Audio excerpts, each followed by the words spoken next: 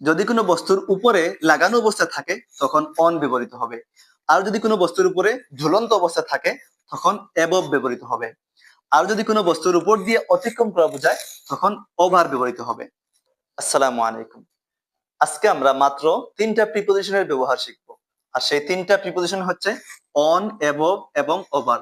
তিনটা অর্থই হচ্ছে উপর। আমি এখানে উদাহরণ লিখেছি, the fan is dash my head. ফ্যানটা আমার মাথার উপরে।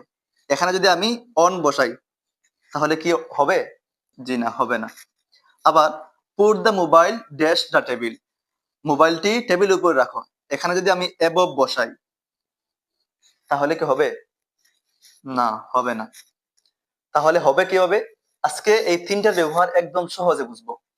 যদি কোনো বস্তুর উপরে লাগানো অবস্থায় থাকে তখন অন ব্যবহৃত হবে। আর যদি কোনো বস্তুর উপরে ঝুলন্ত অবস্থায় থাকে তখন অ্যাবভ ব্যবহৃত হবে। আর যদি কোনো বস্তুর উপর দিয়ে অতিক্রম করা বোঝায় তখন ওভার ব্যবহৃত হবে। এখন দেখি, the fan is dash my head. ফ্যানটা আমার মাথার উপরে। ফ্যানটা কি আমার মাথার উপরে লাগানো অবস্থা আছে নাকি ঝুলন্ত অবস্থা আছে? যদি ঝুলন্ত বোঝায় তাহলে কি হবে? অ্যাবভ ব্যবহৃত হবে। Put the mobile dash the table. মোবাইলটা টেবিলের উপরে রাখো। এখন টেবিলের উপরে কি লাগানো অবস্থায় থাকে নাকি ঝুলন্ত অবস্থা থাকে? অবশ্যই লাগানো অবস্থা থাকে।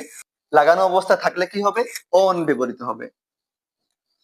3 নম্বর উদাহরণ, the helicopter was passing dash my house. হেলিকপ্টারটি আমার বাড়ির উপর দিয়ে অতিক্রম করেছিল।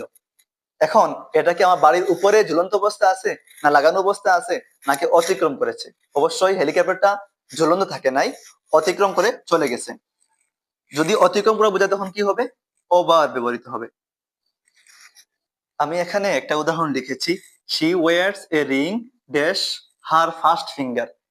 যদি আপনারা অন, অ্যাবভ এবং ওভারের পার্থক্যটা বুঝে থাকেন তাহলে কমেন্টে আপনারা এটার সঠিক অ্যান্সারটা দিয়ে দিবেন।